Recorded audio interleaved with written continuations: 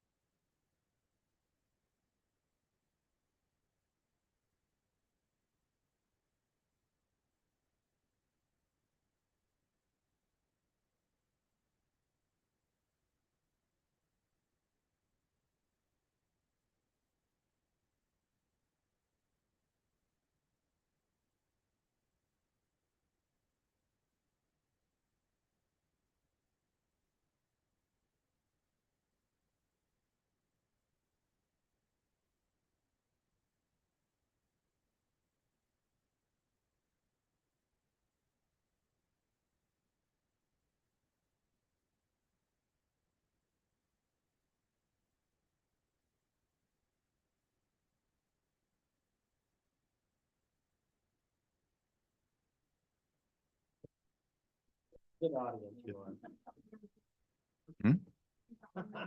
Okay. I know where you live. Welcome to each one of you and those that are on Zoom. It's great to have you here on March 12th.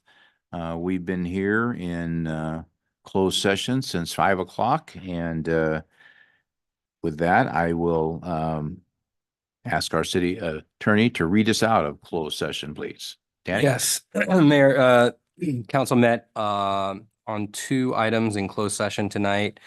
Both involved real property negotiations, which are authorized pursuant to Government Code 54956.8. The properties involved in the discussion were 1134 South Barranca Avenue, assessor parcel number 8632001900.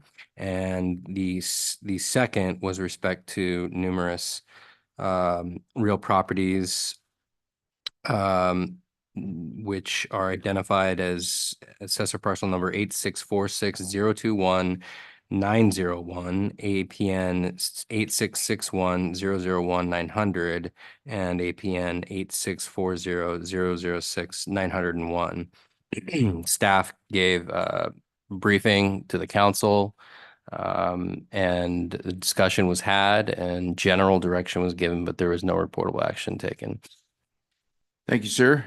And it sounds boring, but it was a very exciting thing to talk about. So I just want you to know that, in spite of all of those codes that Danny had to read. So thank you, Danny. Great to have each one of you here. The council is all here and accounted for, and tonight we're going to be led in prayer by someone who has never been here before, but Shepherd's Pantry is a very important part of our city and our life and our being. And she chairs their board, and it's great to have you here. And Marlene's going to come up in just a second and pray for us. After she prays, Kyle is going to come up and lead us in our pledge. So with that, please. Thank you.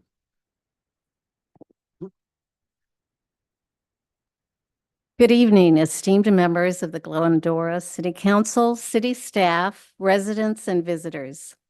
Let us be guided by inspiration this evening. As we gather here tonight, let us take a moment to pause and reflect on the profound privilege and responsibility that we all have been given to serve Glendora. Let us also take a moment to reflect on the responsibility that comes with the city council members' roles as stewards of this community. We ask God to help our city leaders approach their deliberations with a spirit of unity, empathy, and hope. In the face of the challenges and opportunities that confront Glendora, may the city council be guided by wisdom and compassion, and may their hearts be guided by the common good. Let us all remember that every decision the council makes has the power to shape the lives of those they serve, both now and in the generations to come. We ask God to help our city leaders, as well as all of us, to listen with open hearts and minds, recognizing the value in differing opinions and perspectives. Let us cultivate an atmosphere of respect and cooperation, recognizing that it is through collaboration that a community can achieve its greatest aspirations. May we all draw inspiration from the resilience, diversity, and generosity of spirit within the Glendora community. Let us never lose sight of the bigger picture, the interconnectedness of our actions and the ripple effects they create throughout Glendora. We ask God to bless Glendora with peace, harmony, and prosperity. And may the collective efforts of Glendora's leaders, its residences, businesses, organizations, and partners contribute to the well-being and happiness of all who call this place home. In the name of God, amen. Amen. And if you could, please stand. And Kyle?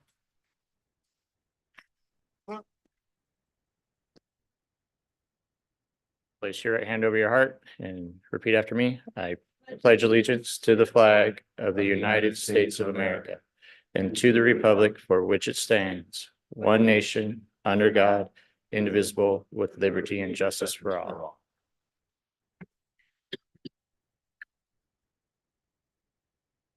Thank you, Kyle. And Marlene, thank you for such a lovely prayer. We so appreciate that. And might I add that we deeply appreciate the work that Shepherd's Pantry does for all of us.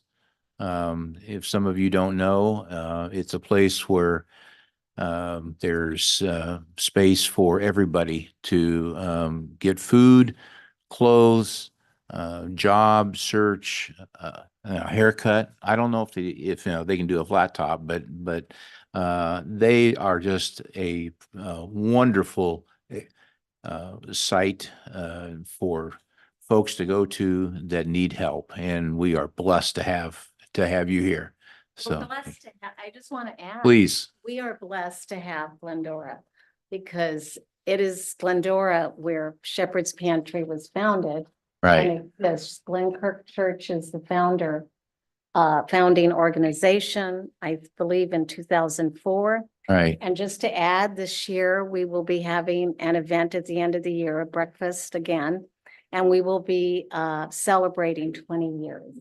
So. wow, But we thank you. couldn't do it without with the generosity of the Glendora residents, the businesses. And like you said, we help people eat, be clothed, find jobs. Right, And we are now serving 2,500 households a month. wow, We're only serving 1,500 pre-COVID. Today, that number has increased dramatically. yeah, And so we thank you for your continued support. great. Well, thank you. Thank Appreciate it. All right, with that, I will ask the council, is anybody want to add or reorder the agenda? Hearing none, the agenda will stay as it is. We will move into public comment period. If you wish to speak, there are yellow cards up here. If you're on Zoom, please use raised hand. And once those that are here speak, then we will go to you. There's a time frame up on the screens, and we would request that you stay within that and direct all of your thoughts toward the mayor. Thank you. With that, let's start with the first card that I have, Miss Erica Landman. Erica, welcome. Hi, my name is Erica Landman, and I'm planning on running for Glendora City Council District 3. So just wanted to remind people, so I'm here. And I wanted to make a comment regarding Shepherd's Pantry. I don't know if you've ever driven down Arrow Highway when they're doing the food distribution. That is quite an impressive operation. So nice, that's nice. And the line goes forever. Everybody's like, what's going on here? What's happening on Arrow Highway? But it's great. They're helping a lot of people. So I wanted to make a comment regarding the discussion at the last council meeting over at Bidwell Forum.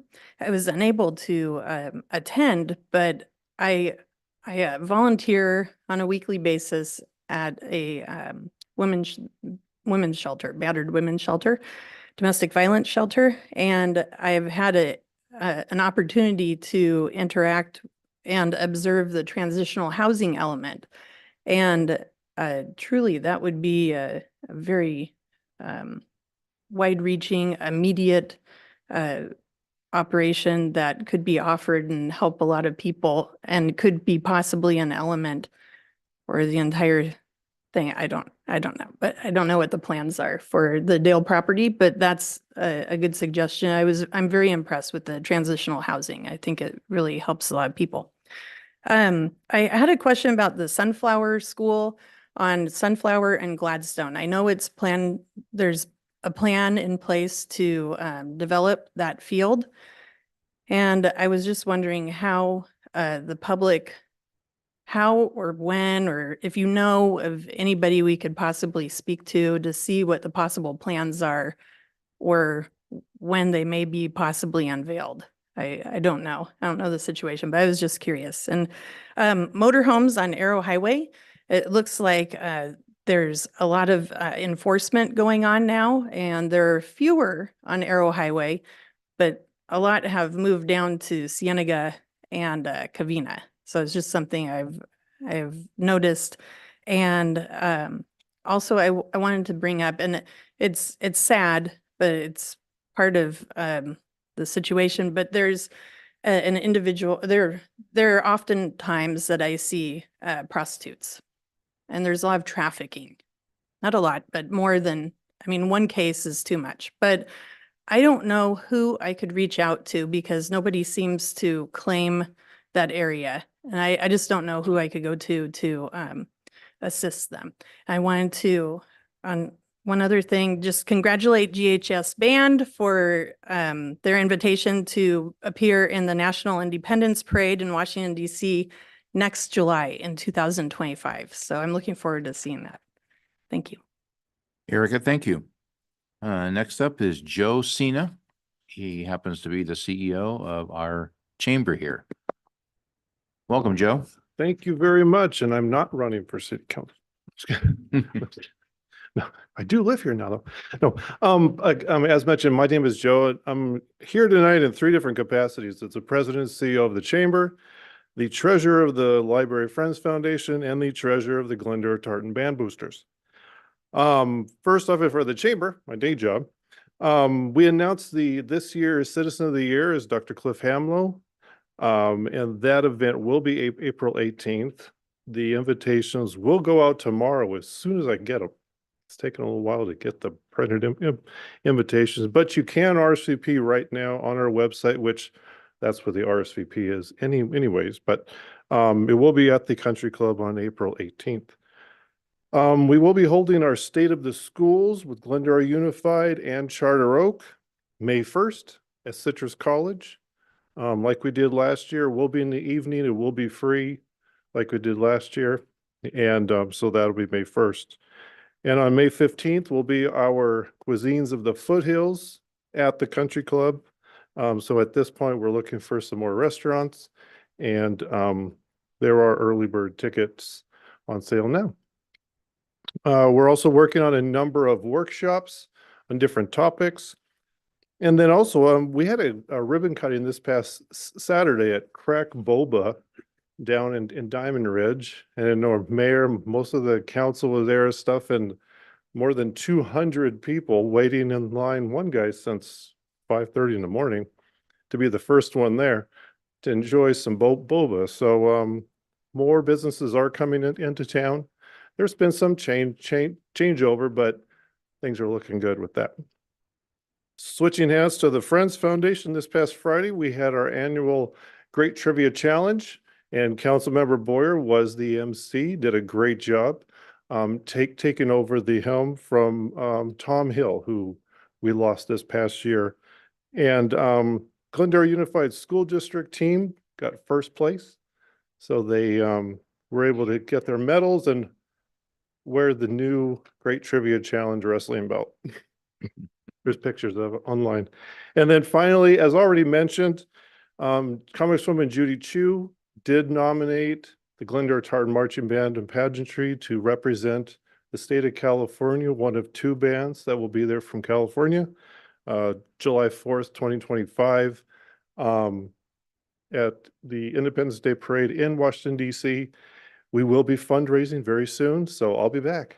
So, but no, it's a great honor. The band's never done that, so we'll be there in front of the president, whoever it will be. Thank you. All right, Joe, thank you. And that's a special treat for our school and for the kids that go, and I'm sure the parents, the grandparents that are going to be there, and the boosters that are always there that do a great job. Is there anyone else that wants to speak who hasn't secured a yellow card? If not, seeing none, I will ask our city clerk if there's anybody on Zoom that wants to speak. No, Mayor. There is not. Okay, with that, I will close our public comment period and bring it back to the council. Michael, anything? Yes, Mayor. Thank you. This last week, our Environmental and Energy Committee at the COG met, and one of the biggest discussion items that we had was the utility tax that was passed last year in the trailer bill with the budget that basically taxed everyone based on their income. That has gotten a lot of pushback. The city of Glendora has also written a letter in opposition to that in support of AB 199 that the committee unanimously approved. It's going to go to the full board, hopefully the coming week, and also lend their voice to that as well to basically remove the provisions of AB 205, which is huge because it can add up to $180 per month to your electric bill, which is huge. Also, the Upper San Gabriel Valley Municipal Water District is giving $250 vouchers for trees. So that if you go online to it's usgvmwd.org, they will give $250 vouchers, first come, first serve. They have a humongous list of trees that you can select from, and there is really no catch to it. The only thing you have to do is you have to get the voucher, and there's one selected nursery that has this. I think it's Greenville or something like that over there off of the 605 freeway and something of that nature. And you have to plant it, and they may or may not come and take a picture of your planting. They leave it open. But again, there's 2 pages of trees, double road, that you can plant in your yard. You can get up to probably about 5 trees or so, I believe, for that voucher with the $250 there. So that's all I have. Thank you, Michael. Gary? Thanks, Mendel. A couple of things I want to point out. We've got a Glendora resident, Christina Keener Ivy from Top Building Entertainment's going to be recognized this coming Saturday as Assemblywoman Blanca Rubio's Woman of the Year. So it's pretty cool to have somebody from Glendora receiving this honor. Another reminder, we got the wine walk coming up this coming Saturday night in the village. Starts at 5 o'clock. So be there and hopefully everybody will have a good time. I wanted to try to summarize and update. I represent actually Region 33 in the Southern California Association of Governments, which is an organization that basically it encompasses all of Southern California, basically, except for San Diego County. They're not part of the SCAG. And so we have been working on a project called Connect SoCal 2024 for the last 4 years, and it's finally coming to fruition. And it's pretty amazing to stop and think about that you've got a group of organizations throughout Southern California that are working on a 20-year plan to try to help connect all of Southern California to each other. So this includes Ventura, Los Angeles, San Bernardino, Riverside, Imperial, Orange counties, which has a population of just about 20 million people. This entire project over the next 20 years is going to cost about $750 billion. So there's that kind of money that's going to be invested into Southern California in order to help people get around Southern California, get from their homes to their jobs, hopefully move some job centers and grow some job centers in places where people live. And so this includes not only things like freeways and public transportation, but there's some additional housing developments and housing plans that are going to be put in place in order to, accommodate, the next generation's workforce. So it's pretty interesting. We had 53 different agencies involved in the planning process. Glendora was one. There are hundreds of cities in those 7 counties. And 53 of them participated, and some of the Glendora staff participated in it.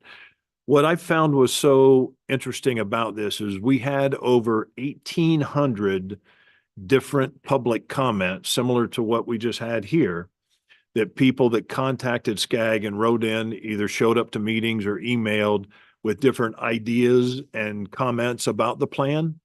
And every single one of those comments were addressed by the committee.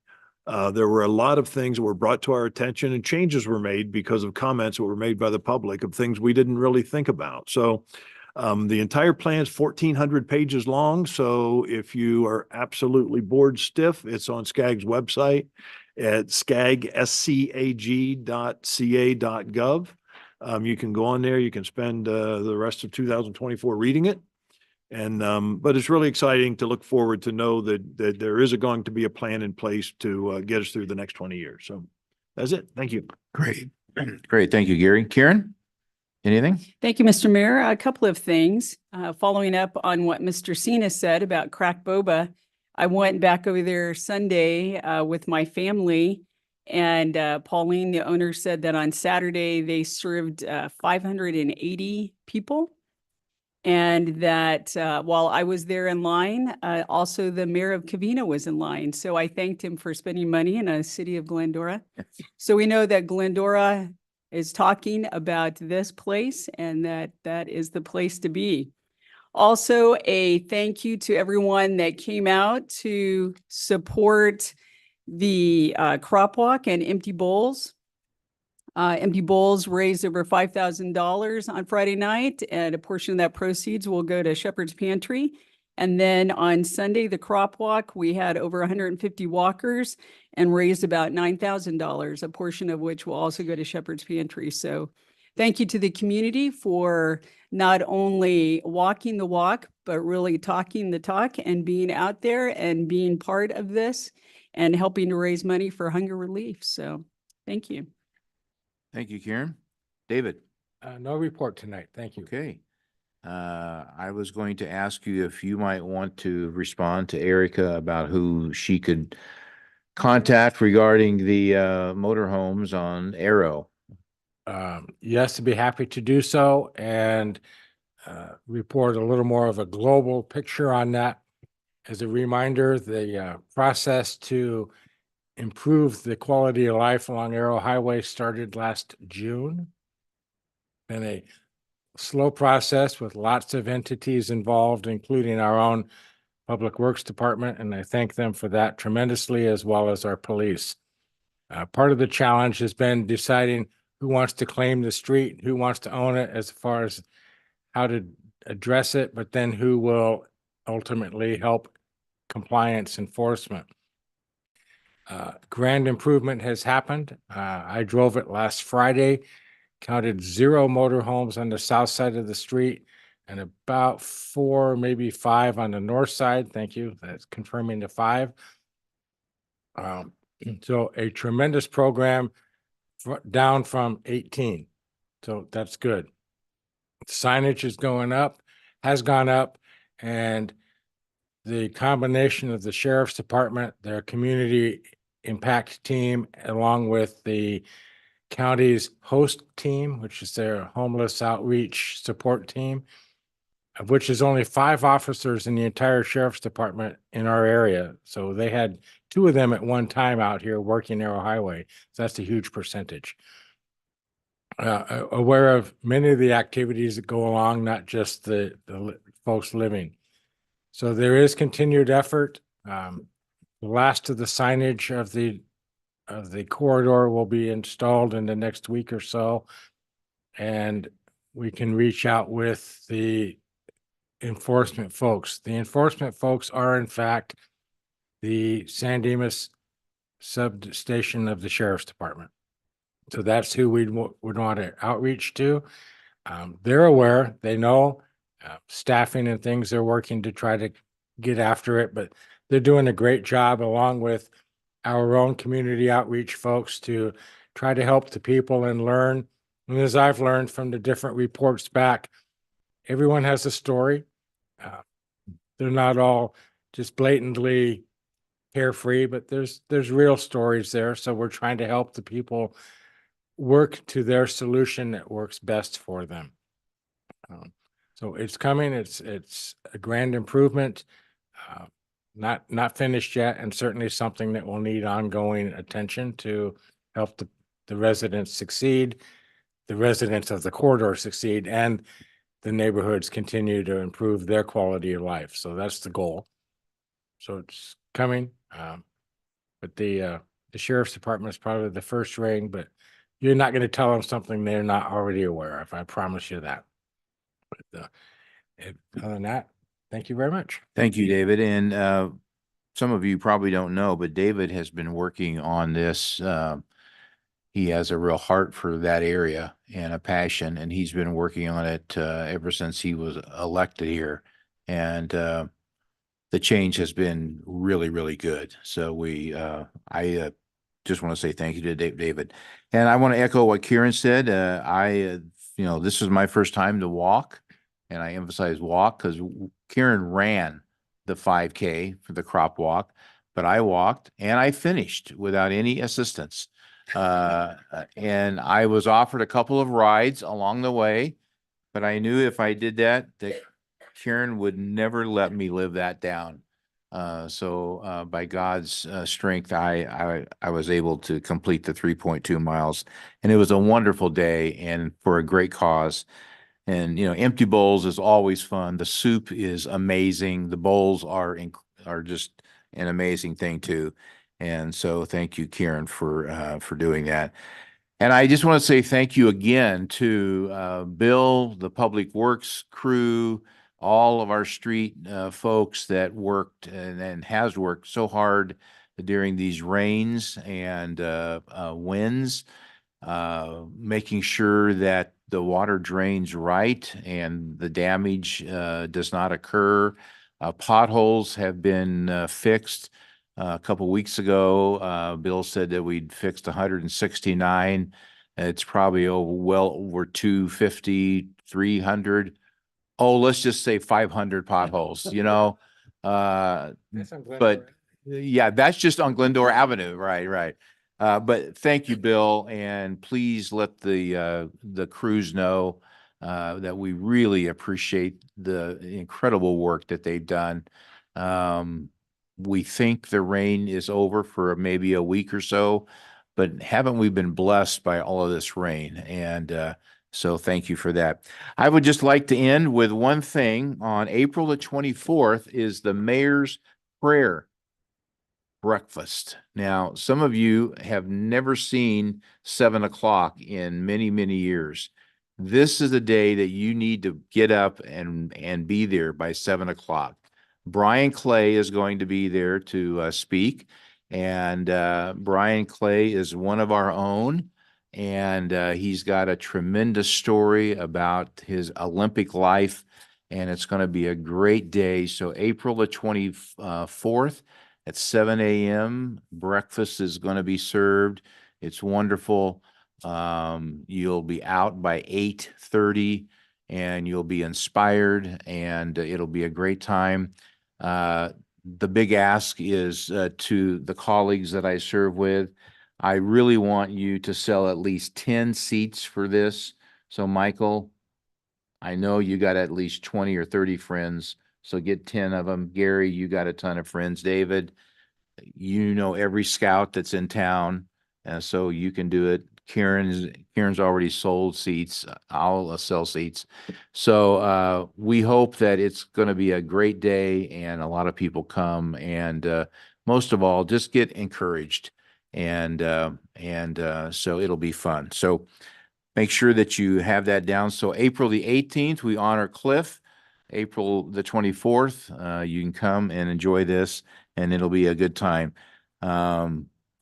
Kieran is working, is kind of leading this event. Is there anything that I should have said that I didn't say? Or Folks correct can me if go I said something online wrong. to the website, MPB. The website is on there that you can read it. Glendora Mayors PB.com. Okay, just go on that website and you can purchase your seats.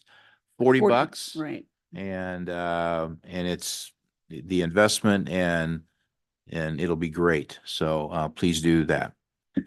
With that, Adam, give us maybe a little brief update on Erica's question and then anything else that you want to speak about. Good evening, Mayor and City Council. A couple quick updates from public comments. The chief let me know on the trafficking standpoint. He's happy to put you into contact with the sheriff and the right contact there. As it relates to the Sunflower Campus site, Lewis Holmes submitted for staff review a concept review of a possible application. Based on those discussions, we anticipate Lewis Holmes will submit a full-blown development application that will go to planning commission for review, and along that comes all the studies and potential zone changes and what have you. So that process can take anywhere from several months to a year to go through. So as those details become available, we will definitely share those, as will the public at planning commission. So still a ways out yet, and we do know on that front that with all the rain, they've had some growth and some flowers that are there. So we'll make sure to be in contact with them to ensure that area is taken care of as well. So Great, thank you, sir. Yeah. Danny, city attorney, anything? I don't have anything tonight, Mayor. Thanks. Thank you. All right. We will move on to item 4, Glendora Motel. I understand that there is a motion pending on that. Michael? Mayor, I'd like to continue this item to our April 9th city council meeting. Okay, is there a second to continue this? I'll second that. All right. Any discussion? Hearing none, Madam Clerk, would you call the roll to take a vote on this item? Councilmember Continue to Alowitz, April 9th. Yes. Councilmember Boyer, Yes. Councilmember Davis, Yes. Mayor Pro Tem Friedel, Yes. Mayor Thompson, Yes, motion carries 5-0. great, thank you. All right, we'll go to item number 5. It's a public hearing for consideration of activity proposed for the annual action plan FY 24-25 for the CDBG grant, a substantial amendment to the FY 23-24 CDBG annual action plan. And so I will open the public hearing, and Valerie will give us our update on the CDBG plan. Thank you. Thank you, Valerie. Honorable Mayor. Good evening, Council. So as mentioned, this is the first public hearing on the Community Development Block Grant, or the CDBG program. Let's see here. Do I have to turn it on?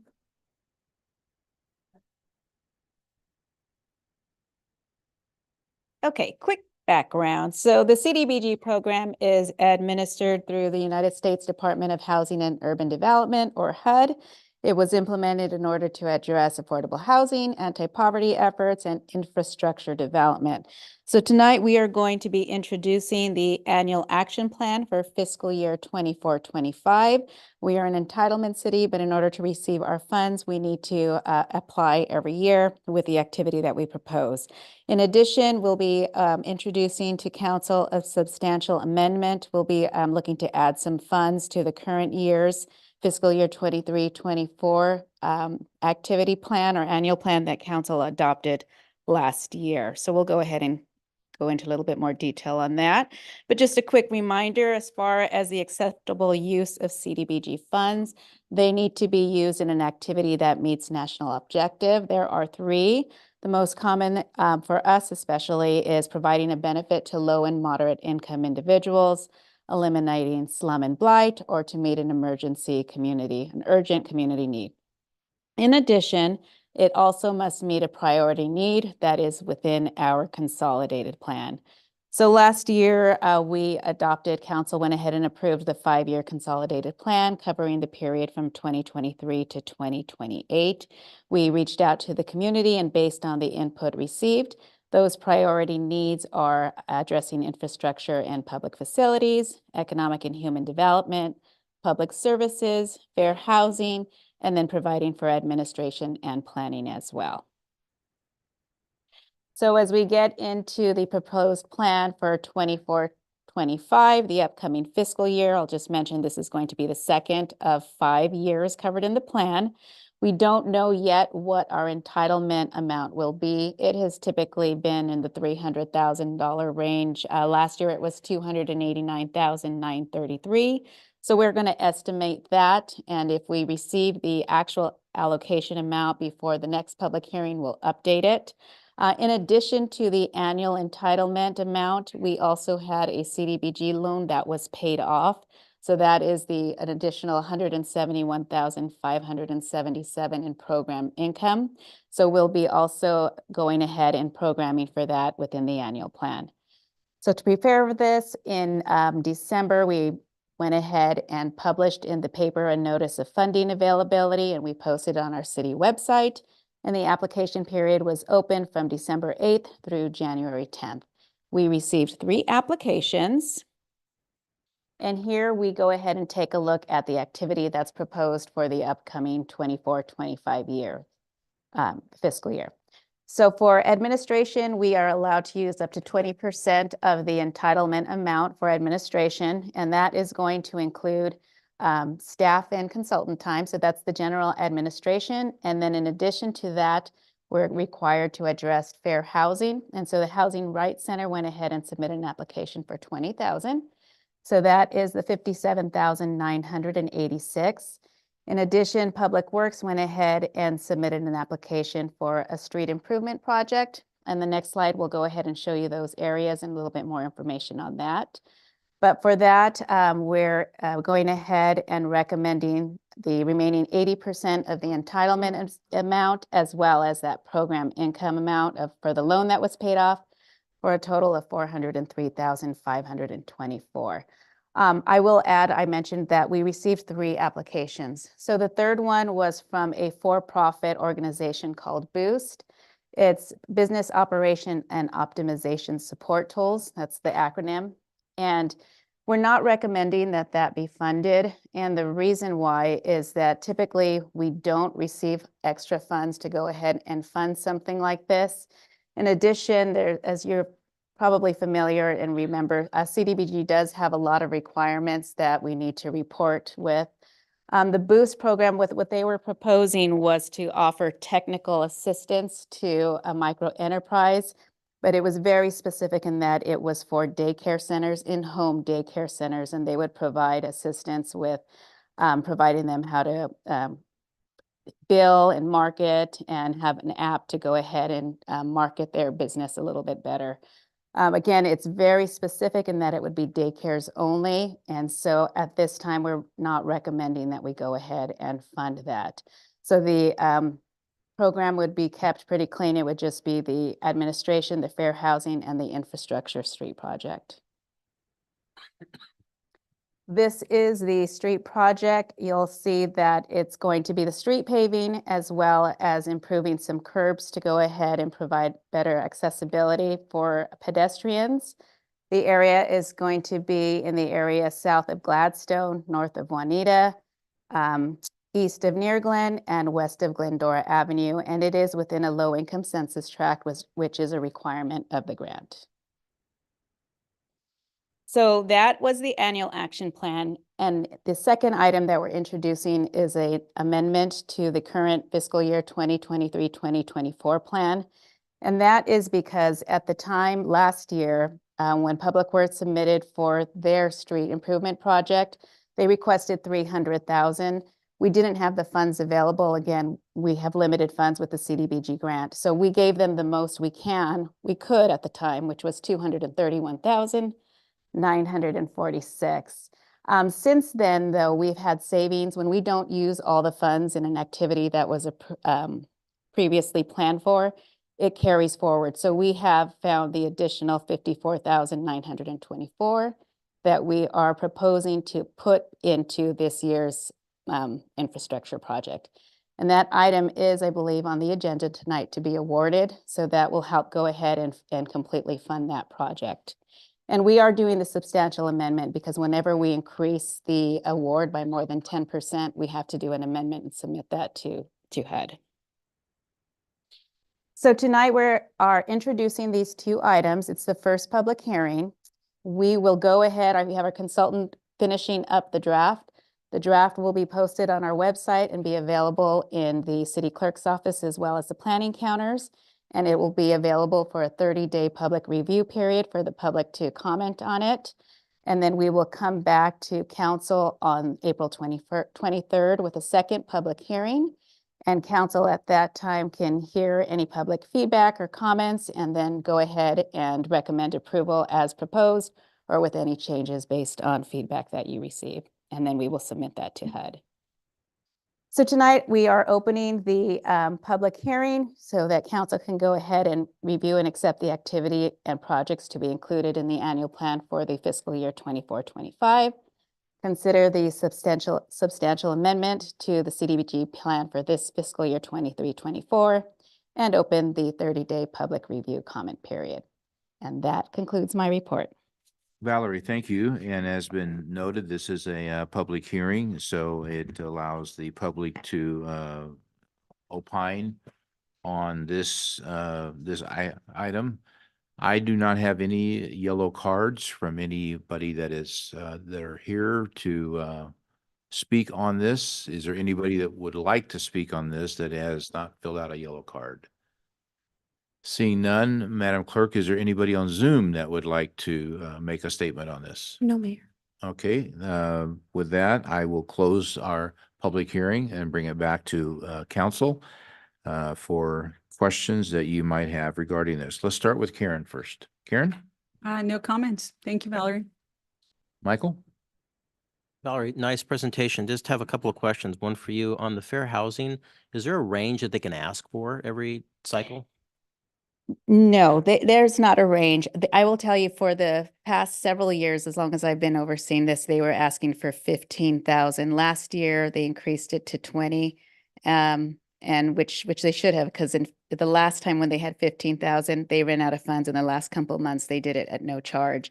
So they raised it to 20. It's 20 again this year, and they'll call me and ask if we can probably go ahead and if we were able to accept a larger amount, and I told them that was fine. So no range, they just call and talk to me about what they think their needs will be. Do they usually do a justification for the funds they ask for? They do support that with documentation on all their payroll expenses. We get a large report every quarter. Okay. And Adam, I have a question for you. When's the next time we're going to do the census on the roads, since we're doing roads on this and it helps with our rating? The overall PCI score? Yes, sir. Looking at Bill right now to make a quick determination. I know we're talking about this exact topic right now and how we look at it. I know we have a proposal from the county too. So Yes, we just Bill, if met you with wouldn't met with the county. So thank you, Mr. City Manager, Mayor and Council. We met with the county. They provided us a proposal. So we are looking for the funding for that, for them to come out and completely do a full evaluation for a new PCI, get that into a GIS-based platform so we can track it from there and have a better understanding of where our roads are today. So hopefully in the next few months, we'll be able to get that contract finalized with them and get that going. And our last rating was in the low 60s? yeah, and it's been changed as we've done the bigger projects, actually inching up. And I know despite some of the challenges in the streets, they have actually gotten better. But incrementally so, but I believe Councilmember that's right. Okay. And then we're going to be releasing some more streets here shortly for engineering and approval. Yes. Okay. It's kind of in the same thing, so I kind of wanted to bring it out. Nope. Thank you. Perfect. Thank you. Thank you, Adam. That's it. Thank you, Michael. Gary, any No. questions? No question. No questions? David, any questions? Just one, and it's a very calculated expectation that the water infrastructure is underneath these particular streets is supporting the pavement job, and we're going to be in good order there, I trust. Yeah, typically, I think with the last project, that was one of the delays, is we wanted to make sure they got all the water infrastructure repairs done before we do the streets. Wow, nice neighborhood with good water and good streets. That's good. Thank you.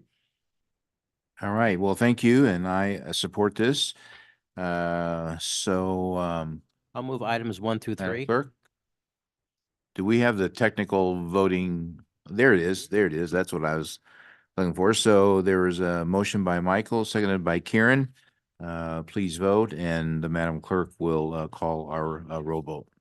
Councilmember Alves, Yes. Councilmember Boyer, Yes. Councilmember Davis, Yes. Mayor Pro Tem Friedel, Yes. Mayor Thompson. Yes. Motion carries 5-0. All right. Valerie, thank you once again for an excellent report. We will move on to our consent calendar. Items 6 through 9 can be enacted by one motion. Is there such a motion to? I'll move be items made? 6 through 9. Motion has been made by Michael, seconded by Karen. Does anybody wish to pull or speak to any of those items? Seeing and hearing none, please vote. Councilmember Alves, Yes. Councilmember Boyer, Yes. Councilmember Davis, Yes. Mayor Pro Tem Friedel, Yes. Mayor Thompson. Yes. Motion carries 5-0. All right, we're moving along to item number 10, City of Glendora rebranding update. So some of you may or may not know, but we're 113 years old. And part of the strategic plan, we have a 2-year plan. We thought it would be a good idea to just take a look at our branding and what we looked like and everything. And so we have done that through a third party. Mr. Greg Morton is here, and I believe you will introduce the folks that have helped us. Yes, sir. Greg, you've been an instrumental part in doing this, so please. Thank you, sir. Honorable Mayor and City Council, thank you for allowing us to present tonight. First, I'd like to start off by thanking our city manager team, my boss, Kathleen Sussman, and offer deep gratitude to the media team, Craig Gilt and Lindsay McNeil. They were instrumental in this process. They provided invaluable feedback and, as Adam will attest to, healthy debate throughout the entire process. And I think that the community and the organization is better for it. I'd like to introduce Jenny Wendell and Bailey Akins. Jenny and her team at JPW guided us through this process. I want to thank them for their exceptional talent and expertise in doing so. I really think that you're going to love what they have to present to us tonight. So I will hand it over to Jenny. Well, good evening. Jenny, welcome. Thank you, Mayor, Council, staff. It's great to be here tonight. Thank you so much for having us. We are here to present the progress that we've made on this branding journey with you all. As Greg mentioned, I'm Jenny Wendell, and I'm the founder of JPW, and we're the firm that was honored to be selected for this important work. Branding a city is a very personal project. It can often be challenging. It is uniquely rewarding, and it is one of my favorite things that I get to do in my work. I've been doing it for a long time. I've been doing this for over 25 years, and each process is different and unique. And with this engagement with Glendora, I can wholeheartedly say that this process, this team that Greg mentioned for the city, and the work product that we've produced is my favorite. And I promise you, I don't say that to every council I present to. So before I start with this presentation, I do want to thank the Glendora team for their support and their openness, their willingness to push boundaries, their healthy debate, as Greg mentioned. All of that has led to this moment tonight. And as Greg also mentioned, I believe you'll be proud of the work that we've accomplished together. Just make sure this is working here. Point it this way. Okay. Try again. All right. I'm going to just scooch ahead to this one here. So when I talk to people about branding, I like to say that branding has a branding problem. And that's because a lot of people think it's just a logo that somebody comes up with. And it's really so much more than that. And so I want to tease that out a bit in the beginning of our process here tonight to kind of give you a picture of the comprehensive approach that we took. Our journey was to really uncover the essence of Glendora. And I use the word uncover specifically because we really wanted to go into the community and learn about the spirit of who Glendora is and not just gin something up out of thin air, because that's inauthentic. So we go into a community and we really work hard to uncover that true DNA that already exists. Again, we're not trying to create something. We are really just trying to learn what is here. And that DNA, as we call it, is really at the intersection of where you've been and your history, where you are today, and where you're headed in the future. So we look at all of that together, and then we do our very best to amplify that in the best way possible. So just a quick peek at the approach that we take to uncover that. This slide briefly shows the 5-step process that we use to do our work. That first quadrant there is research, and we spend a whole lot of time in that quadrant, and it's not really the glamorous part of the work, but I would argue that it's the most important in really learning, again, like I said earlier, the community. So we do a ton of research before we even start drawing any conclusions about who the community is and what the creative concept should look like. This research allows us to get under the hood and like I said earlier, learn the true spirit of a community. So once we complete that body of research, then we go into our findings, and it allows us to bring our recommendations into better focus. At that point, we're able to start playing with some ideas of what this may or may not look like. At that point, we bring some ideas before our team, the city team that we were working with in this case, and it's then and only then we start designing something. So I say that all to just say there's a whole lot of work that goes into what we're showing you tonight. There's a lot baked behind it. And I do believe that the research report was included with this item. And if not, it can certainly be made available because it's pretty dense. Oh, I just wanted to give you your bearings too on this process. We're, I would say, hovering between step 3 and 4 right now. We haven't developed all the assets to roll out. We're not ready to roll it out formally yet, but we certainly are ready to get your thoughts and opinions on this. So we're going to give you kind of the high level takeaways on the research. I think it's important that you hear that before we get into the fun stuff. So this slide just shows you a summary of what we completed as part of our body of research. We started with a very lively SWOT analysis with your executive and communications team, where we talked all things Glendora. There was really nothing that was off the table in that conversation. From there, we launched into more than a dozen one-on-one conversations with the council and several others to really take a deeper dive on some things that we had learned along the way and to get everybody's perspective that knew Glendora best. We also enjoyed a familiarization tour within the community where we saw a number of highlights, including a fun picture the team took at this beautiful tree that you're blessed with.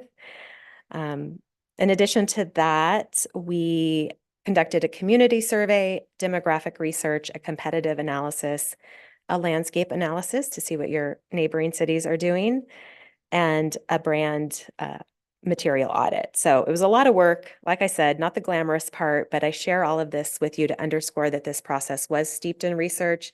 It's not reflective really of our opinions, but more what we found through this work. So I say that really just to underscore the fact that creative processes are very subjective. If you ask 100 people what their opinion is, you'll tend to get 100 different answers. So we really try and anchor our work in that research. And on that note, I'm going to turn things over to Bailey, who's going to dive a little bit deeper into the findings.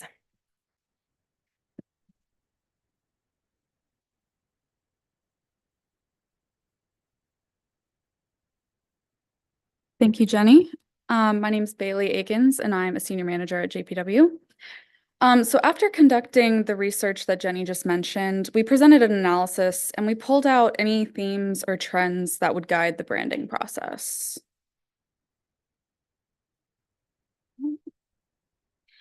So this is going to be, I'll just fast forward through. This is the short and sweet version of it all. As Jenny mentioned, there's a more detailed report that can be shared if it hasn't been already. But this just really identifies the themes, points of distinction, and opportunities for your brand. So one thing we noted was that both residents and stakeholders noted an overwhelming sense of pride for Glendora and the value and safety that it offers. And that one of your key differentiators is really that multiple generations continue to happily call Glendora home. And it was very clear also that Glendora's atmosphere was a contributing factor, noting an authentic sense of small town character that is really hard to replicate. And what was kind of fascinating about the research is that while there was an overwhelming sense of pride, there was no regularly identified emblem, color palette, or visual marker to really encapsulate that pride. And this created a really rare opportunity, allowing the new brand to form without pre-existing preferences.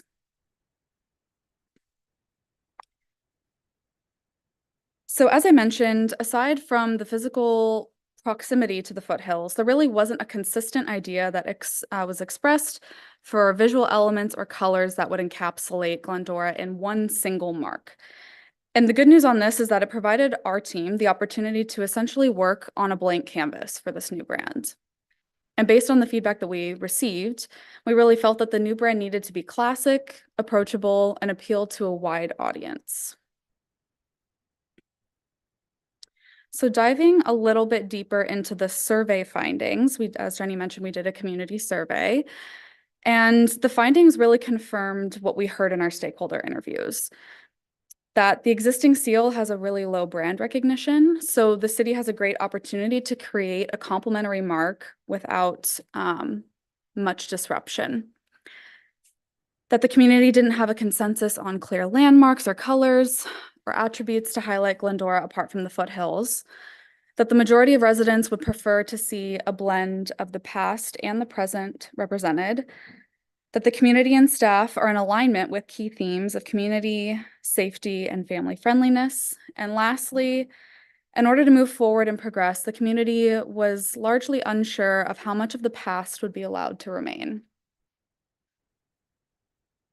So on this slide, you can kind of see that there really just wasn't any strong tie to the seal. 1 is not recognizable at the top, 5 being highly recognizable, and you can see that it's really kind of pulled in all directions. So we also asked the community what 3 words come to mind when thinking of Glendora, and then we pulled the word clouds featuring the top responses. And for this, the size of the word equates to the amount of times that it was referenced. So a larger font means that it was referenced more often. And as you can see, the foothills is the clear through line with community, safety, and family trailing closely behind. Lastly, we asked the community, what do you believe are the key strengths of Glendora that should be emphasized in its branding? And here we saw community emerge as a front runner, which tracks with the culture that we've heard described about Glendora. Now, after digesting all of this data, we used our findings to inform our creative process, which Jenny will share with you all. Thank you, Bailey. All right, so we went into our creative work guided by 3 objectives and based solely on the research that we had gathered. We wanted to share those with you today. First, we wanted to create a visual identity for Glendora that reflects her welcoming warmth and charm and personality. Second, we also wanted to celebrate Glendora's reputation as a tight-knit community centered on generations who can flourish here. And last, but certainly not least, we wanted to enrich the existing community brand to better reflect its purposeful future. All right, now we're getting to the good stuff. So again, before we start designing stuff, we like to create a brand narrative that really is all of that research boiled down to a statement that we think describes the community based on what we heard. And so I'm going to share that brand narrative with you this evening. This was what the collective team agreed upon in our work. Glendora's charm is undeniable. There is no other Glendora, period. She is one of a kind. She is a home worth returning to and being proud of. And at this stage of her life, Glendora is ready to tout her heritage, articulate her unique character, and set the table for her future. While other towns have abandoned their historic charms, Glendora chooses to embrace them. She's classic, quaint, and proudly so. Using hand lettering, this new logo mark will illustrate all the reasons why Glendora is so special. Like a signature at the end of a love letter, Glendora is inviting new friends to enjoy the city and continuing to host all who have been family for years.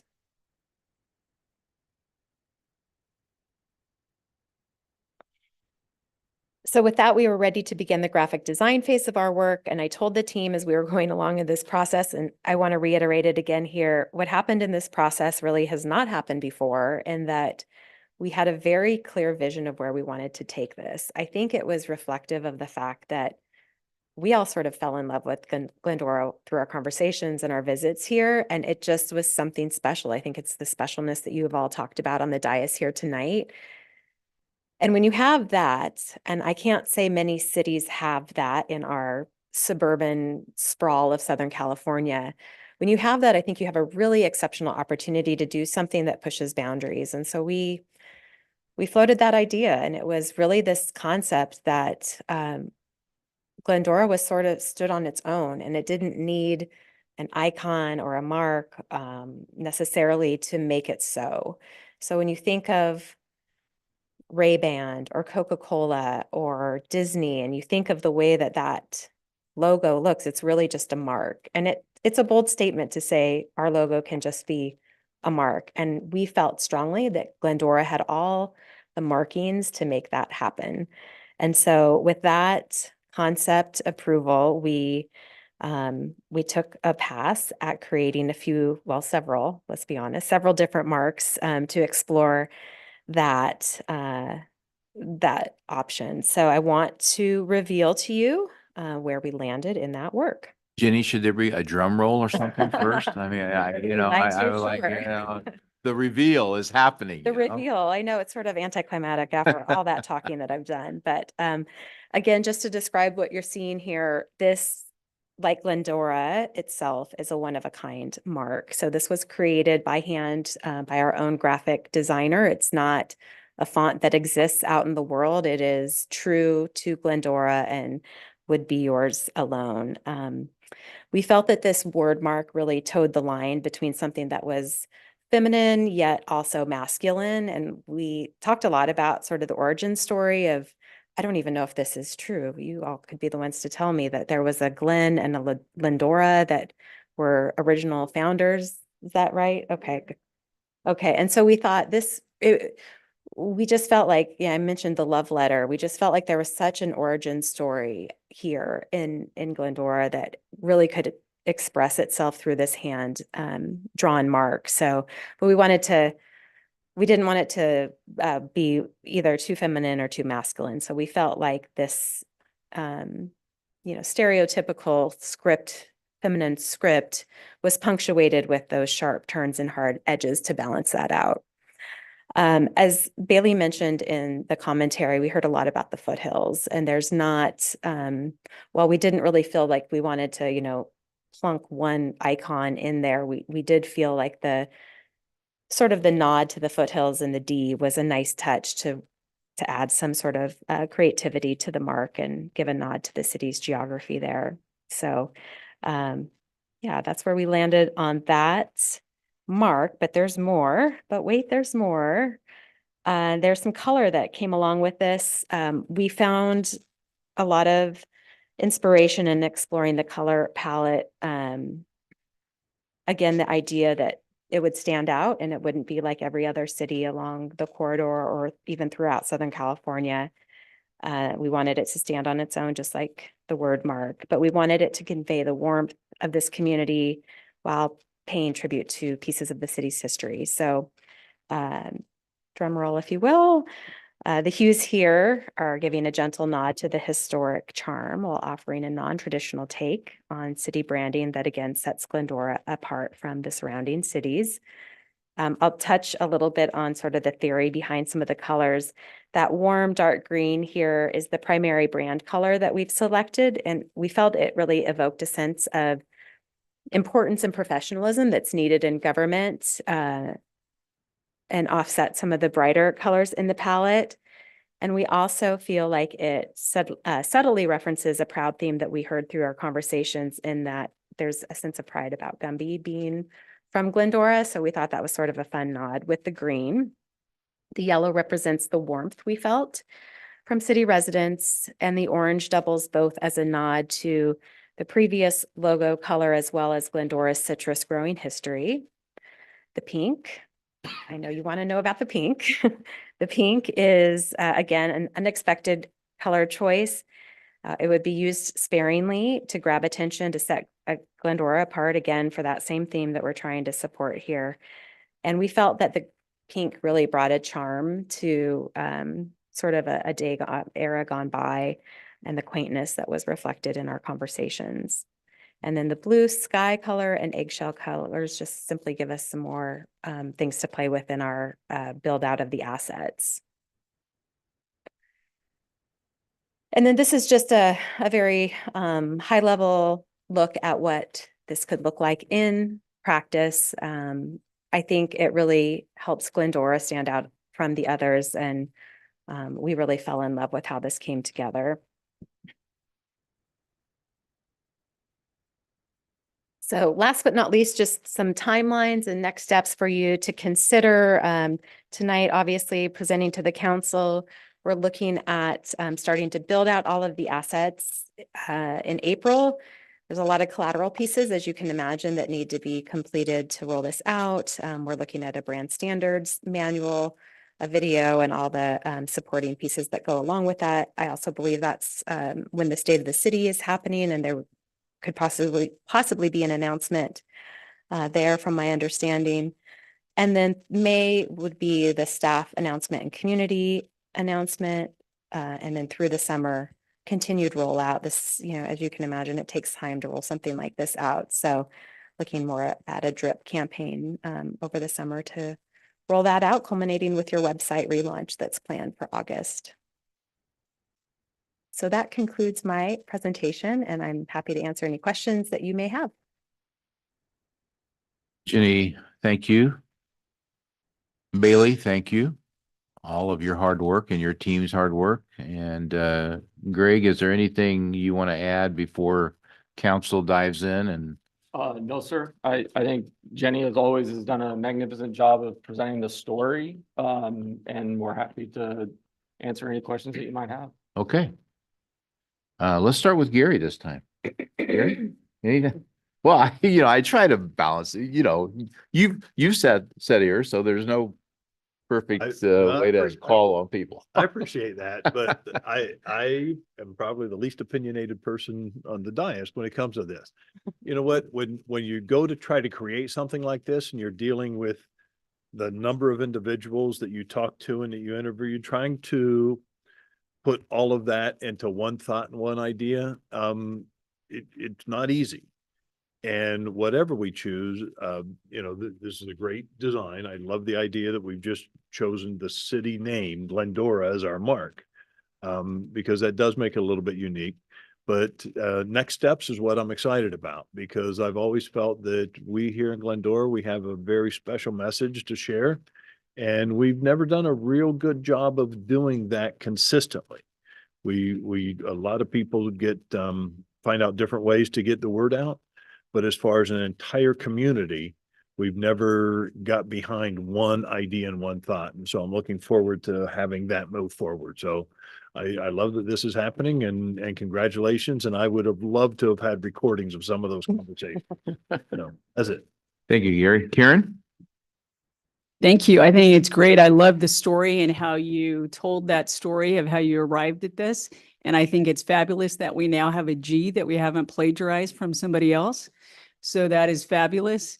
And love the color palette. It's very fresh, and that you've still incorporated the foothills, which people are very attached to, but done it in a new, refreshing way. So thank you. No, looking forward to all of the collateral stuff that comes with it. So thank you. Thank you, Karen. Michael? I feel that we're just in an episode of Mad Men presentation. I have lots of questions, but I'll try to keep it as short as possible. Don't be surprised. Don't be surprised.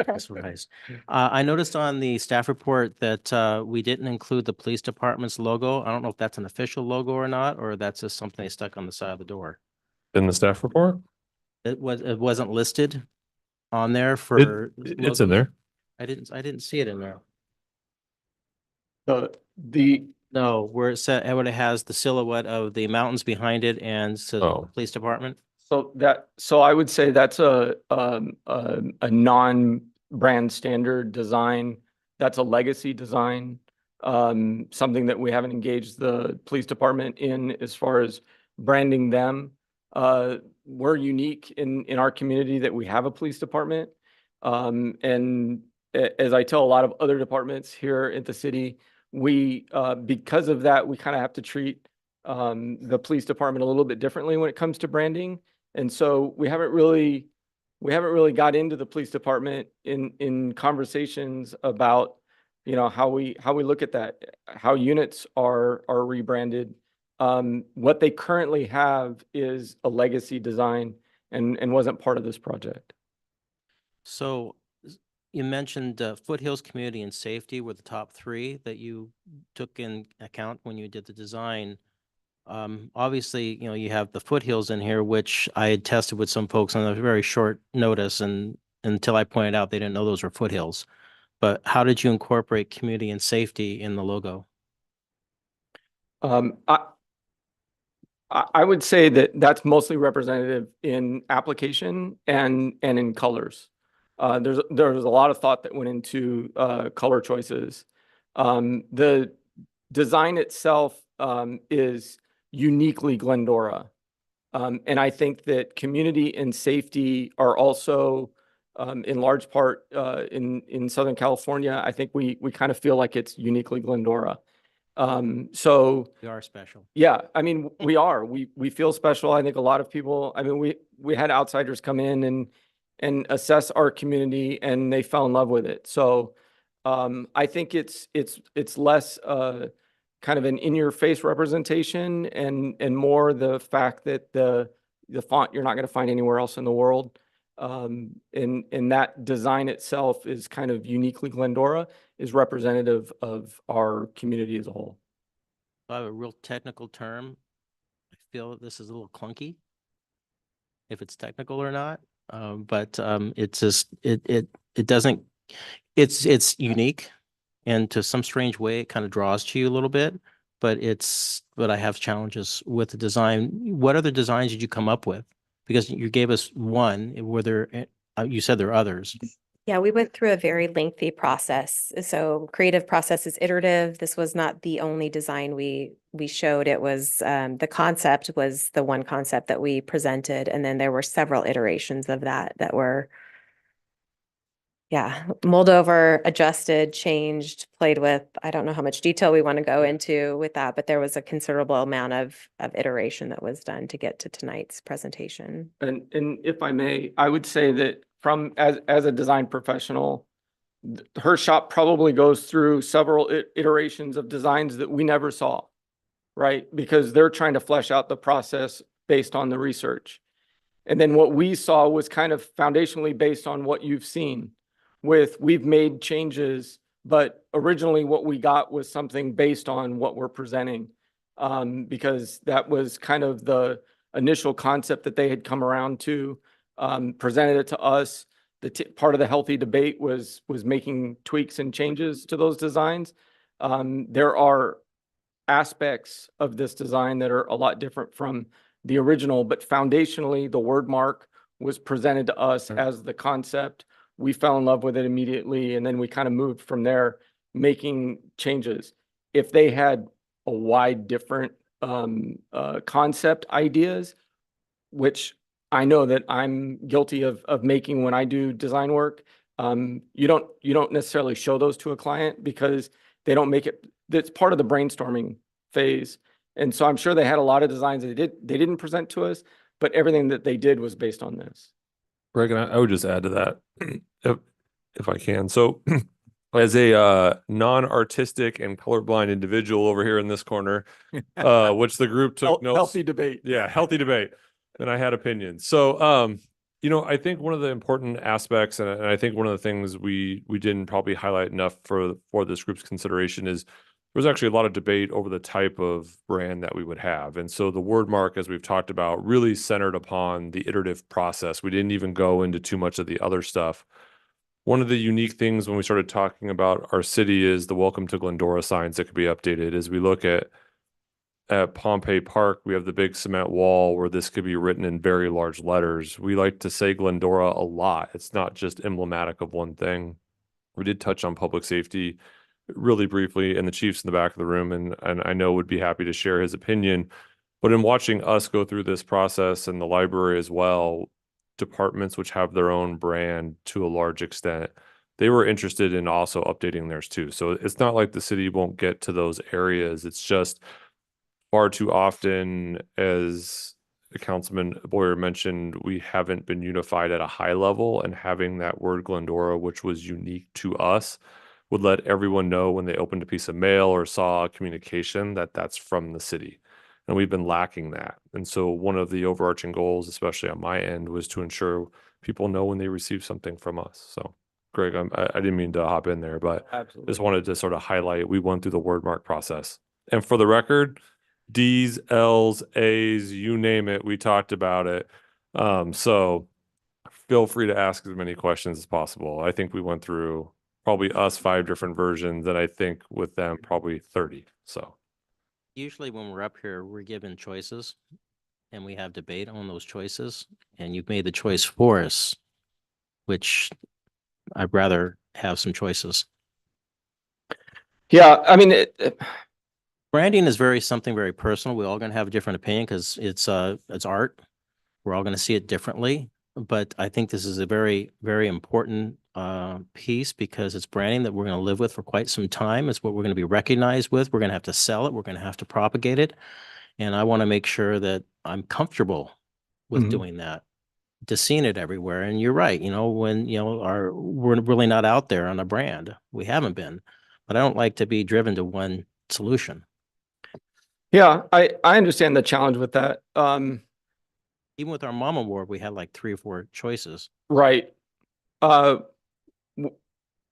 don't disagree with that. And it's a double-edged sword for us, both operationally and as creatives, because we could bring changes to council. This could be a years-long process. And that's always the challenge, is that how do we move past that? We could always end up with a design that someone doesn't like, and someone is passionate about not liking that design. And that was the risk we took going into my approach to this. This is my approach. This has been about what, an 8-month process so far? No, it's not quite that long. We just contracted in November. Okay, 6 months. So, do we have to make a decision this evening? Because we just got the staff report late I Friday. think once the rest of your colleagues talk, I think we'll have a better idea of where we're at. But in terms of timeline, the city's got a bunch of initiatives that it needs to undertake. We're in the middle of the website. We have a lot of strategic plan initiatives. Staff prefers that we move forward this evening. Understandably, if there's some major concern by the majority of the council, then no. Obviously, we have some considerations. I know the mayor, in terms of state of the city, also has some ideas as this as well. So we're at the critical junction where staff has done a tremendous amount of work behind the scenes. We feel really comfortable about what we're presenting to the council this evening, and sharing the story behind why we got there is really important. So I think from a staff perspective, and I'll just say it's our hope that we make some decision this evening, whether it is some final changes, but we're not in the position to go back to the drawing board. I think that's I'm not pretty saying go clear. back to the drawing board. I would like to have until the next council meeting and see what other ideas that they had. And if we land on this, the next one, fine, we land on it. But I mean, we just got this on Friday and we looked at it, and I'd rather let it sink in for a little bit. Yeah, I think instead of waiting. once we hear what the rest of the council has to say, we'll definitely go about that. All right, let's for now, for the moment. Thank you. Okay, Michael, thank you. David, any ideas, questions? A couple. Thank you. And Jenny and Bailey, thank you very much, and your whole team, and certainly Greg and his team. I can only appreciate the amount of work and discussion, and try to explain what orange looks like to somebody. I can't even go there. Trust me, they had fun. Yeah, I imagine. When I first saw this, I kind of backed up, and then I got some reassurance earlier in the week that it's not replacing the logo, but it's more of and so that solved that issue, and I'm okay. I looked at it first time as if I didn't know what it said, because obviously having been in town, you just kind of know it. So I'm looking at it if it was the first time to see the name, and I'd never heard it before. And looking at the font, I love the font. Then I wonder, wow, if I was writing I'm right-handed. If I wrote with my left hand, I would miss a space. Did I make it Glenopora? Because my focus point, if we can go maybe back to the logo, my focal point first view went to the loop from tying the mountain to the D. And that to me became a P. So I thought, oh, wow, okay. Now I know what it says, but then I know it. But if somebody doesn't, are they missing what the name really is? So I've been sitting here even playing with it, putting my thumb over it and say, maybe if that mountain swill came straight out and didn't make the loop to the D, would that become a T? Maybe not so much. I don't know. To me, that's just my first impression, observation when I first see it, recognizing, of course, now what it says and it ties together. I love that. So the P issue is kind of a concern. It's not a deal breaker, but I'd love to erase that little piece of it that goes up, but I don't know. The only comment is, I wonder where people in this town don't do change. I think when we interviewed, I said, change is tough around here for the craziest things. Don't change my town. So it's going to be a bit of a sell and it'll grow. I just wonder, if that's a point. Again, it's not a deal breaker in my mind, but I wonder how many other people might view it the same way. I'm one of those people that cilantro tastes like soap. Okay, so I can't eat it. So That's actually a defect, a genetic defect, that believe it is, or not. yeah, that's an engineering defect in my part. Absolutely. And there's a few of us out there. So anyway, so the P jumped out at me and thinking, wow, why is there a P in our name? So Right. Yeah, I thank you for your comments. I appreciate that. That was again, going back to risks that when we were presented with the initial concept and we talked about kind of changing aspects of it that stood out for us, we found that every member of the team, both Jenny's team and our team, the executive team and the media team, find little aspects of a design, not only ours, but others, that you kind of zero in on. Obviously you zeroed in on the top of the D. We zeroed in on other aspects, kind of on the lower part of the design. It's certainly something that we can take a look at. It's the risk that we take. Going back to Mr. Allis's point, is that when we get a number of people involved, that's the discussion then becomes, I hate to say it this way, there's just no other way to say it. You can't please everyone. Yeah. And we run that risk because we want to. And I know that, I don't want to speak for Jenny, but I know that Jenny's team really, really tried to please everyone. And that was the healthy debate, is that even they weren't succeeding.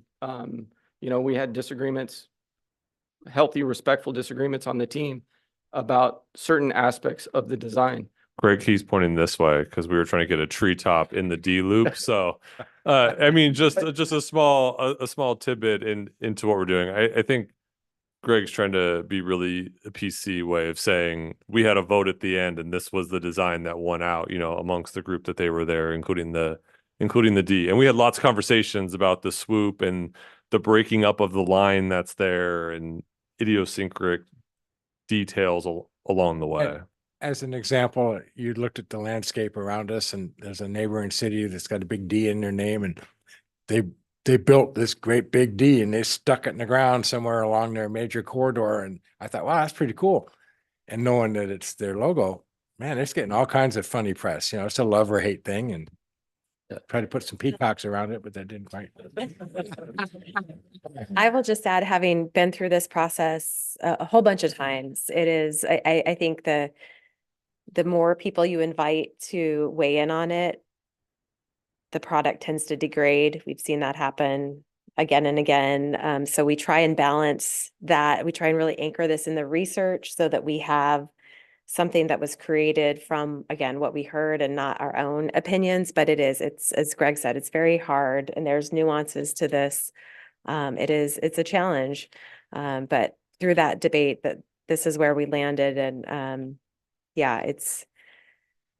will say, never take this to a community vote. Just please don't do that. Really? They're not intentional omissions. We're not intentionally excluding people from the process. I will say from my part, I trusted my team and the executive team and certainly Jenny's team to help guide the process and make the best possible decision for both the community and the organization. Yeah, well, and as you look at it more and it grows on me and knowing what it says, that works. It would be curious to, we'll learn what are the first impressions and I will Oh. say too, this is brand new to everybody, right? So if you were today to see the D of Disney, you would know immediately what that was and it would evoke an emotion in you. And that's the magic of branding. And our hope is that this too would. tattoo of a D on you. Oh, see? There you go. Well, and Bailey's going to get a tattoo of this logo if it gets approved tonight, right, Bailey? That's a running joke. How many cities have you done? We love this. We love the, I mean, to say we love this. We know brand- some realtors in town if you want to. To say we love this brand is truly an understatement. But my point is it's brand new. I think over time, it's going to grow in brand recognition. We have no brand equity in this today, but as time goes on, that starts to grow. And that's when the affinity really comes into play and you have it on your jacket before you know it. Well, the only comment that I'd like to make, though, to extend on what was said, is you folks have the ability and the opportunity to debate this with all the different designs, and we haven't. And that's where the point I'm coming across, where you're giving us a design saying, here it is, say yes. That's where I have my issues. David, are you done? Yes, thank you. Well, I saw your light, but Yeah. I didn't want to cut you off. So in my former life, a credit union is what I ran. And when I inherited the president's role, our initials were NFCU. We took the F out because of a charter change. So we took the federal, I like to say we took the F out, but we went to a state charter. And so then we became NCU. And by the time that I left, we had expanded to a nationwide company and we're ACCU. So I changed the name twice, the logo twice, the branding twice, everything. And so I empathize with you and with the process because I know it's a messy thing. And there's emotions and there's passion and everything. But I really appreciate understanding and reading the staff report and talking to, staff about what you did and the scope of people that you talked to.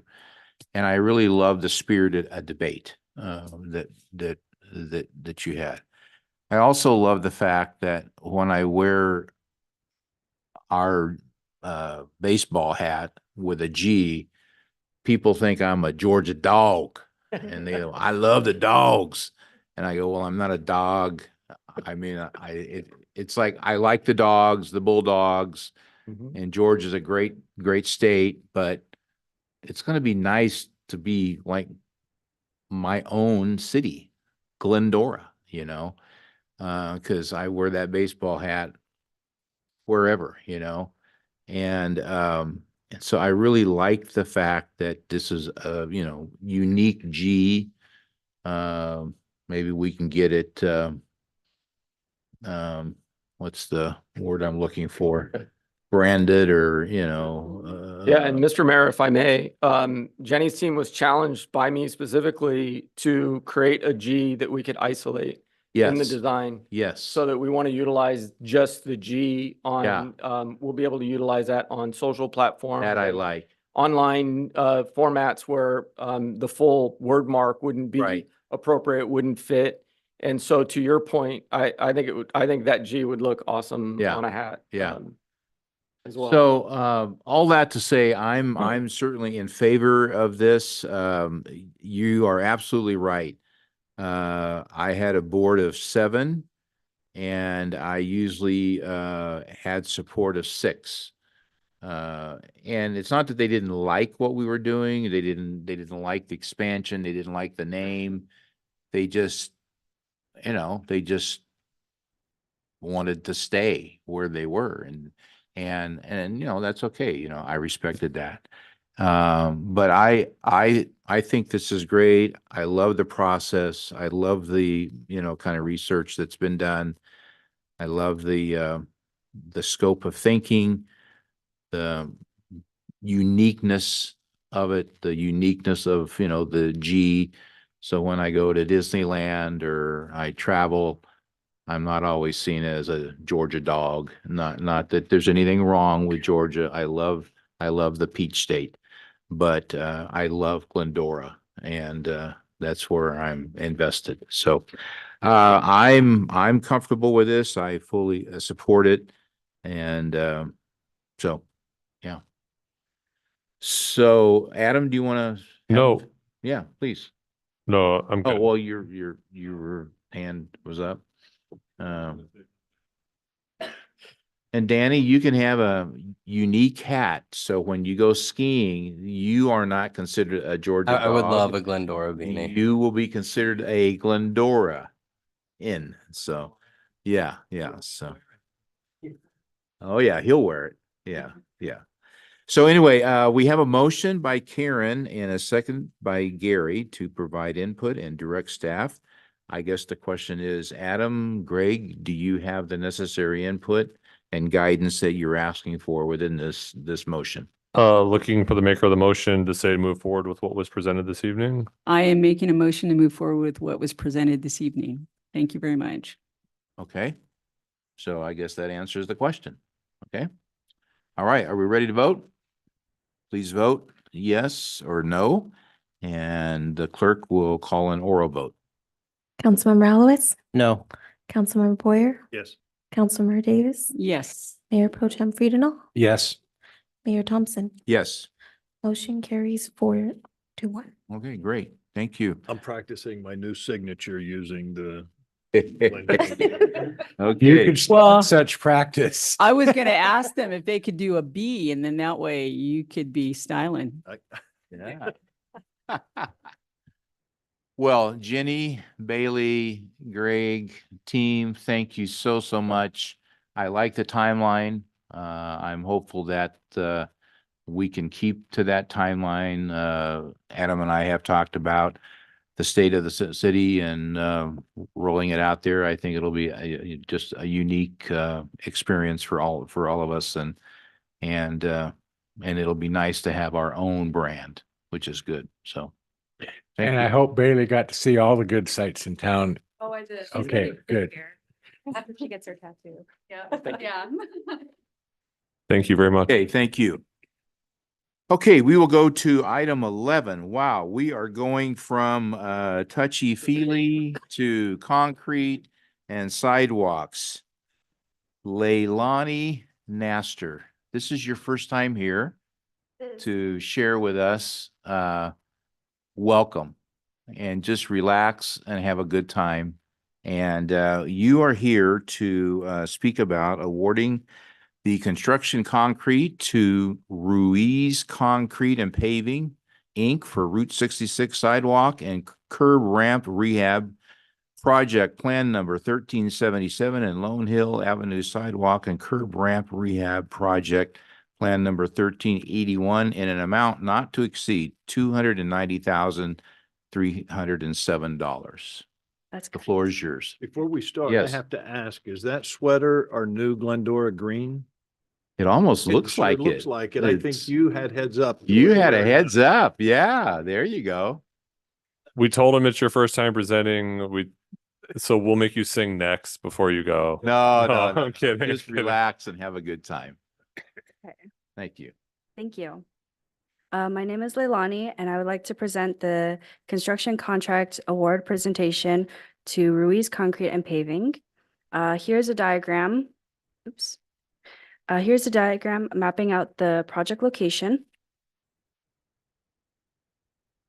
Here are some example pictures of what the project aims to accomplish. We will remove and replace damaged or lifted sidewalk panels to prevent tripping. We will replace the damaged ADA curb ramps and accessories, and we will also replace existing curb ramps with ADA compliant ramps for increased accessibility. The project scope is a citywide project spanning from Barranca to Cataract on Route 66 and East Foothill to Petunia on Lone Hill Avenue, with the goal of reconstructing damaged sidewalks and constructing ADA curb ramps.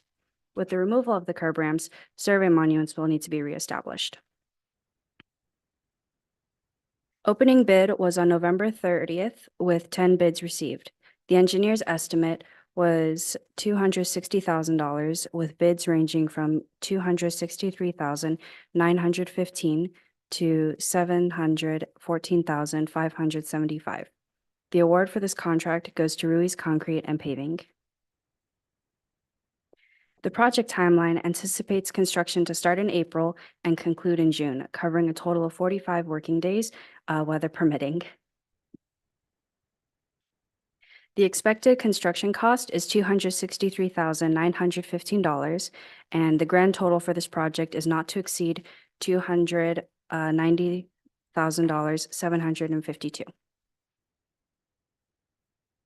Staff would like to make the following recommendations. The recommendations have been updated since publication. Please see the following on the screen. And thank you, and that concludes my presentation. I'll be happy to answer any questions. Excellent job. See, that was not that hard, huh? You got an A, so Yeah. Leilani, thank you. Okay, questions. Michael, we'll start with you. Any questions? Gary? Karen? David? One quick question. Okay. When we get along Route 66 toward the rail crossings and the bridges and compromised line area, the sidewalks do some different things there. Are we changing any of that or improving any of that? Or is that pretty much left alone till the For gold the line most authority finishes? For the most part, it will be left alone. There will be a new curb ramp installed on the corner of Route 66 and Compromise Line, just due to the form that it's in right now. It's not very accessible friendly. But there actually isn't much sidewalk lifting or damages along that stretch. So for the most part, it's going to be left alone. Okay, thank you. Okay, great. Thank you. Motion's been made by Michael, seconded by Karen. Please vote, and the clerk will call an oral roll call. Councilmember Elowis? Yes. Councilmember Boyer? Yes. Councilmember Davis? Yes. Mayor Pro Tem Friedenau? Yes. Mayor Thompson? Yes. Motion carries 5-0. Great, thank you. We'll move on to number 12, and Leilani is back up with us again to award a construction contract with Calban Inc. for the curb ramp project in an amount not to exceed $269,148. Leilani, please. Thank you again. I would also like to present this contract. Here's a diagram mapping out the project location in the southwest section of the city. Here are some example pictures of what the project aims to accomplish. We will remove existing curbs to install ADA compliant ramps for increased accessibility.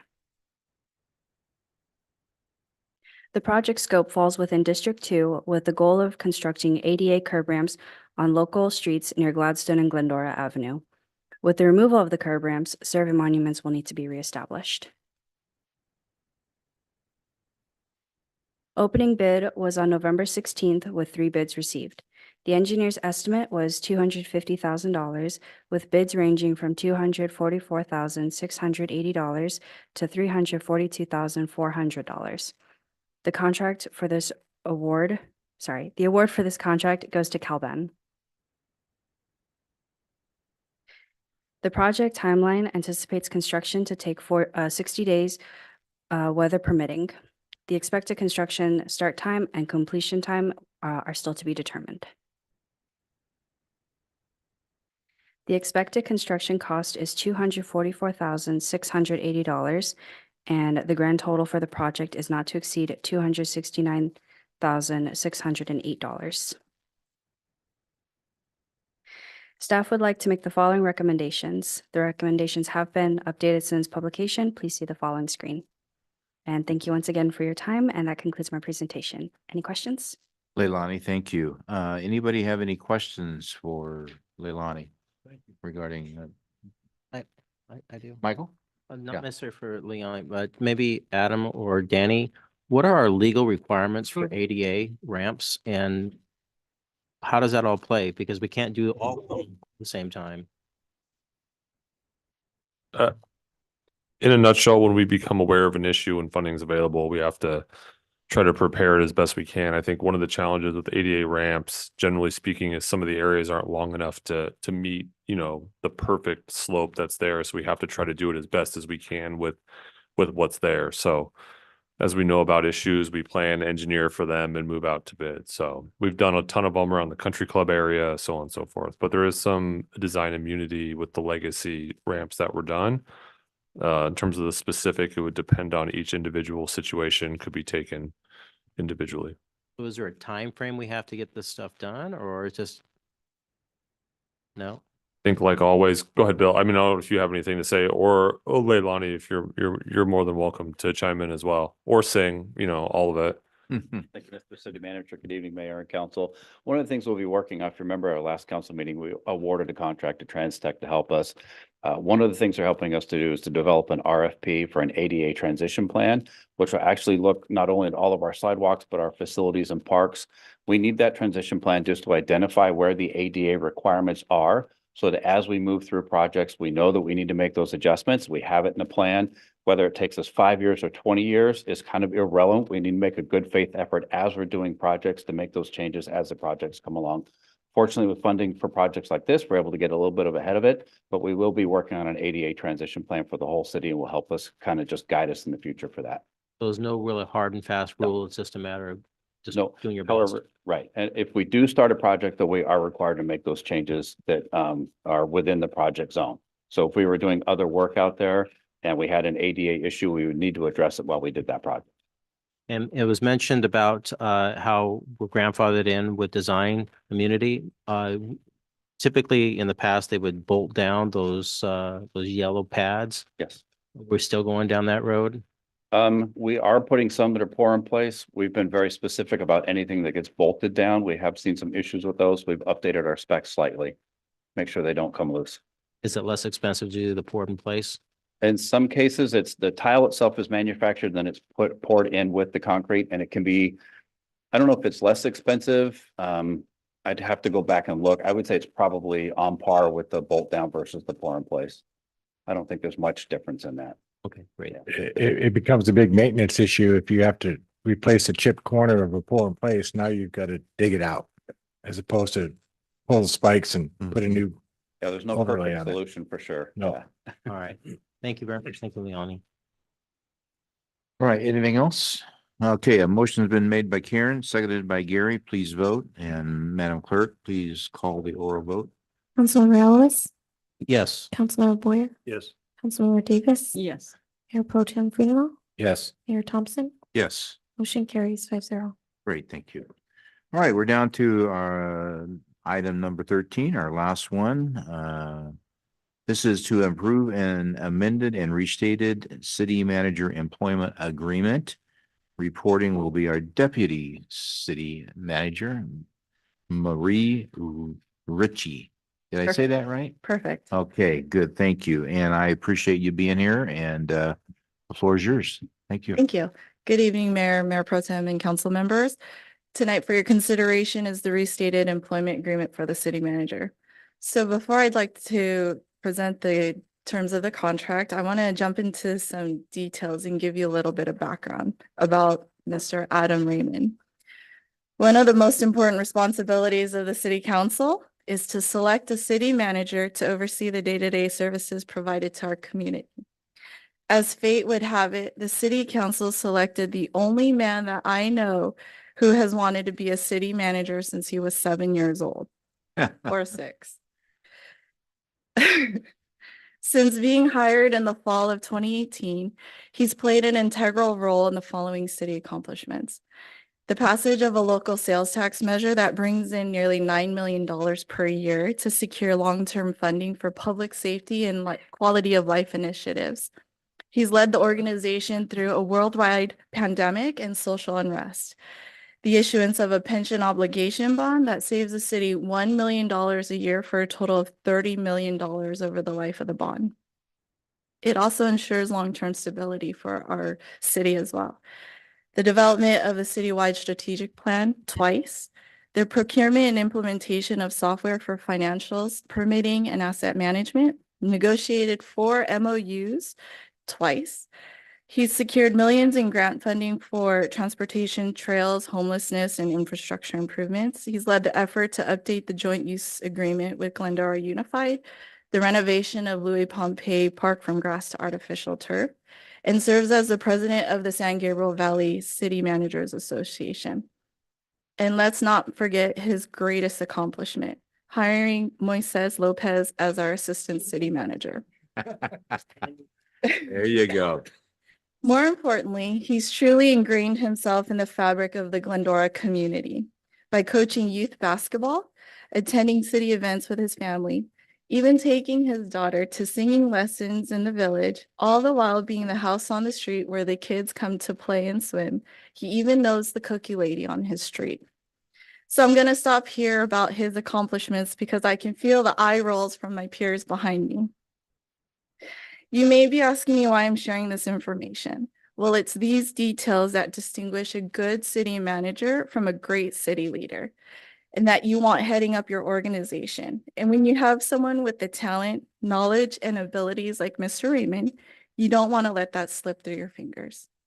So in the words of the Queen Bee or Beyonce, if you like it, then you should have put a ring on it. So the proverbial ring for Mr. Yad. There you go.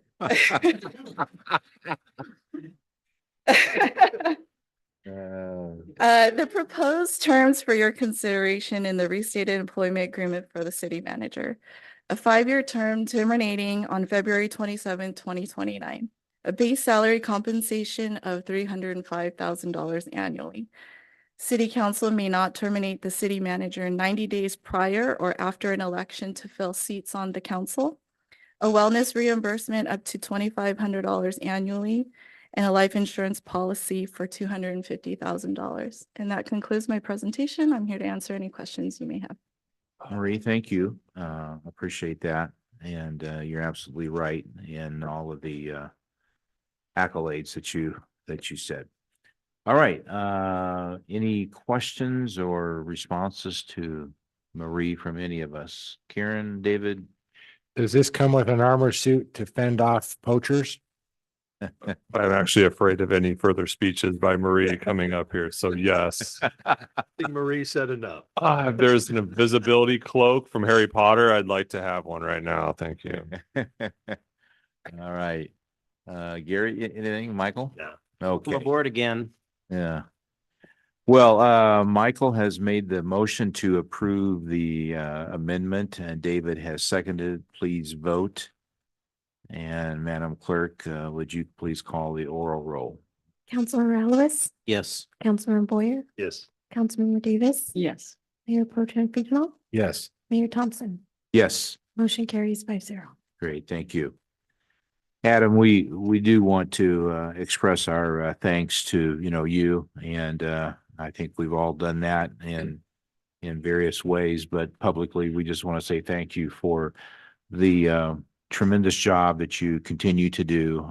All of those things that have been said occurred on your watch, and we are stronger for it. And the citizens are safer and better, and so we just thank you. And it's true, you have assembled a superb team, and I know that you'd be the first one to say that you couldn't have done that without the people that are sitting within this room and others that are not within this room. Everybody that works here, from whatever job that they do to whatever level they are, you have a keen role in leading them, inspiring them, in shaping them, in correcting them, and motivating them. And we appreciate you and your entire team for all that's done. So thank you. Keep it up. As we have expressed to you both privately and publicly, we want you here for a long time. And so we hope that that does occur. With all that said, I would not want to give you, or I want to give you a chance to either say nothing or say something. So I feel like I'm So- obligated to say something after I am actually sweating. I was so nervous when she was talking. Just a sincere appreciation on my end, for myself and my family. And I know Cooper and Parker are incredibly excited to stay here. Incredibly overwhelming. I didn't know Marie was going to lead in with that. In fact, I think if she would have told me, I would have told her she can't present this evening. I don't know how much I have to pay Moises back, but it will occur. Yeah. So, but I just want to say the city staff, from especially the executive team, really appreciates the support of the city council. We've made a lot of big decisions and a lot of staffing ones at that. We've added positions and staffing in various areas, and it's really made a difference.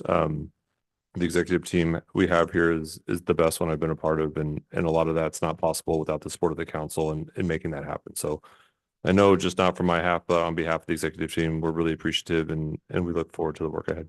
Thank you. Thank you, Adam. All right, we're at the end. Member closing remarks. Michael, Gary, I see your lights on. Not a closing remark, but a question I forgot to ask when we were talking about the branding. Are we going to copyright the mark once we? Yeah, so we're exactly going to do that. So we'll be updating. One of the items that will come up is we'll amend our municipal code section that includes all of our trademarks and our logos and everything else like that. So then I know we'll be working with other areas as well. So as we move forward in this timeline, that's one of our check marks that we will come back and do. Absolutely. Hey, appreciate it. Thanks. Great, thank you. David, anything? Karen? Adam, you've already spoken. Danny, anything that you want to end with? The department heads? Anything? Okay, I would encourage you to attend the wine walk. That is the next big event here in town. So tickets are up for sale around the city, and so hope that you can attend that. And without anything else, we are adjourned at 8:51 p.m.